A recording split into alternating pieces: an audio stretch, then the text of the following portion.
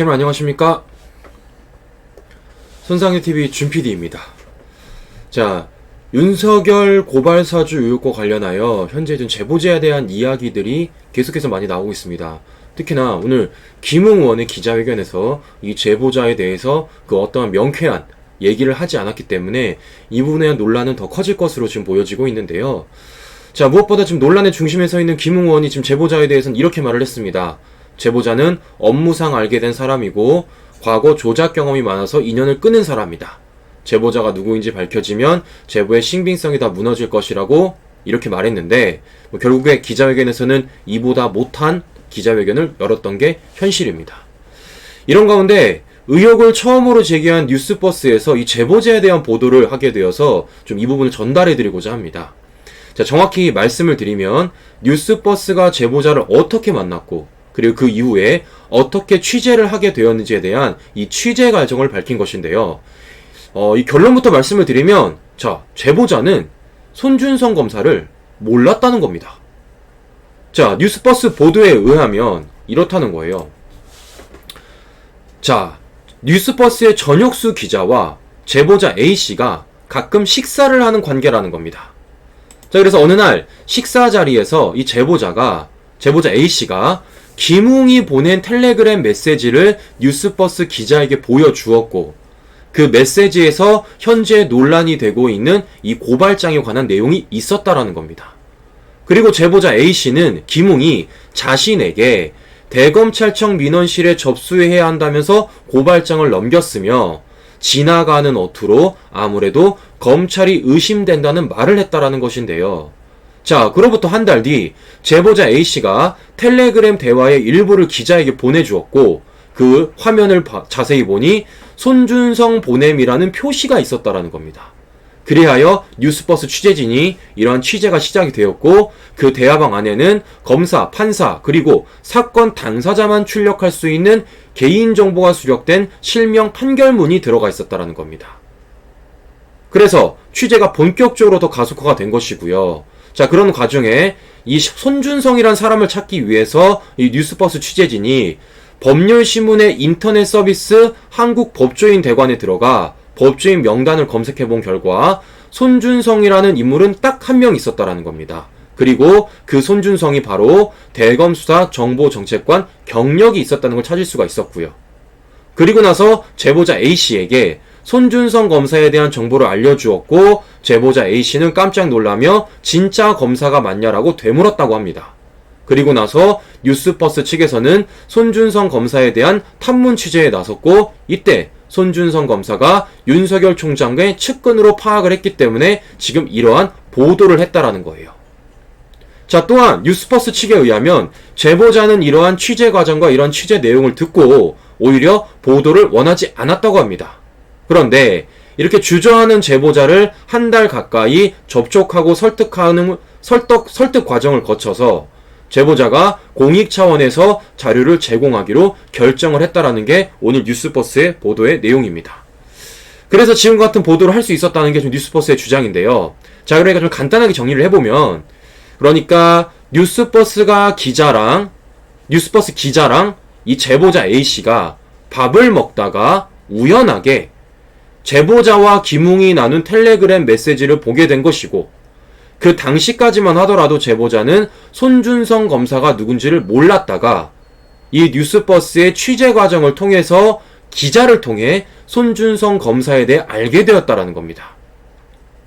그리고 그 이후에 윤석열 총장과의 관계에 대해서 알게 되어서 그 이후 제보자가 사안의 심각성을 느꼈기 때문에 이를 뉴스버스라는 매체에 공익 제보를 한 것이고 지금과 같은 보도가 나왔다라는 게 오늘 뉴스버스 보도의 주된 내용인데요.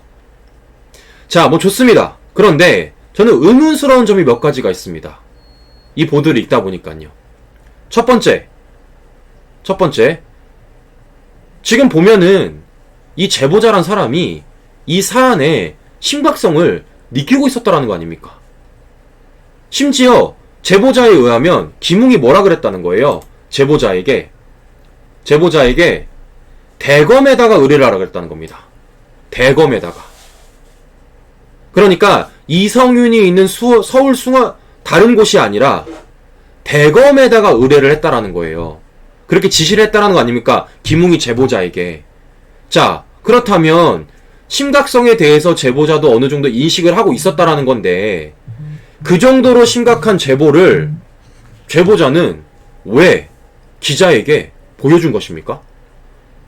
심지어 그것도 다른 자리가 아니라 식사 자리에서 흘리듯이 말입니다. 뉴스버스 보도에 의하면 이 사안의 심각성에 대해서 이 제보자 A씨가 어느 정도 인식하고 있었던 것 같은데 이걸 얘기를 나누던 중에 식사 자리에서 문제의 텔레그램 메시지를 보여주었다는 것 자체가 이거 문제 심각한 거 아닙니까? 아니, 공익 제보를 해야 될 수준이라면 이를 기자에게 보여줄 것이 아니라 우선 당에 보여줘야 되지 않나요? 자, 오늘 뉴스버스 주장에 의해서라도 뭐라 그럽니까? 자, 이 제보자 지금도 국민의힘 소속이라는 거예요. 지금도. 그런데 이 내용을 뉴스버스라는 기자에게 맨 처음 보여준 게 식사 자리였다는 겁니다. 밥 먹다가 얘기하다 보여준 거래요. 이게 이렇게 큰 사건인데? 네? 당에 폭탄이 떨어질 수 있는 사안임에도 불구하고 이를 당 내에서 해결하지 않은 채 공개된 식사 자리에서 기자와 얘기를 해다가 보여줄 수 있냐는 겁니다. 이건 까란 소리죠, 그야말대로. 네? 아니, 기자가 하는 일이 뭡니까? 숨기는 일이에요? 있는 사실을 드러내는 게 기자의 역할입니다. 기자가 보안업체입니까? 아니잖아요. 기자에게 보여주었다는 건 어느 정도 여기에 대해서 까라는 의미가 전 내포되어 있다고 생각을 하거든요. 그런데 자신이 심각성에 대해서 어느 정도 인식을 했고 심지어는 이게 당해가 해결될 수 있다는 걸 알고 있었음에도 불구하고 이걸 기자에게 밥 먹다가 얘기하다 보여줬다는 게 이게 앞뒤가 맞냐고요. 저는 이상하다고 생각합니다. 자, 무엇보다 도대체 그러면 총선 기간에 이해찬이 봤다는 제보는 뭡니까?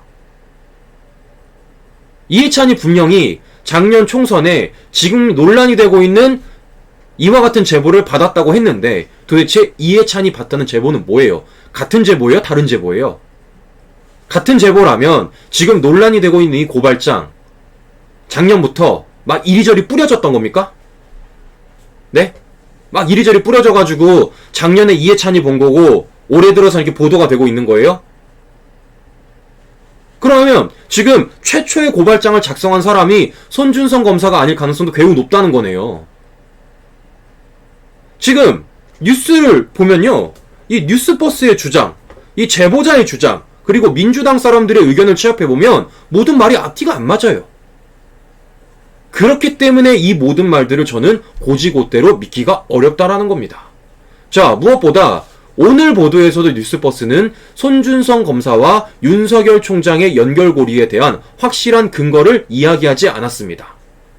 그냥 손준성 검사가 당시 대검 수사정보정책관이었기 때문에 그 자리가 검찰총장의 눈과 귀 역할이었기 때문에 이러한 때문에라는 추측만 가지고 윤석열 고발사주라는 주장을 또다시 하고 있는 것입니다. 자, 그런 식으로 따지면 문재인과 김경수에 대한 탐사보도도 하세요. 네? 아니, 이미 대법원 판결까지 난 김경수인데 그런 김경수가 문재인의 대선 캠프 수행실장이자 이 정권 실세라는 건 좌파들도 인정하는 부분 아닙니까? 그러니 이 사건에 있어서 윤석열 총장 끌어들이려면 이 사건에 윤석열이 관여했다는 물질적 증거를 갖고 오라고요. 아니면 이 사건 더 이상 윤석열 고발사주 의혹이라는 말로 하지 마시기를 바라겠습니다. 지금까지 손상TV 단신이었습니다. 끝까지 시청해주신 시청자 여러분 감사합니다.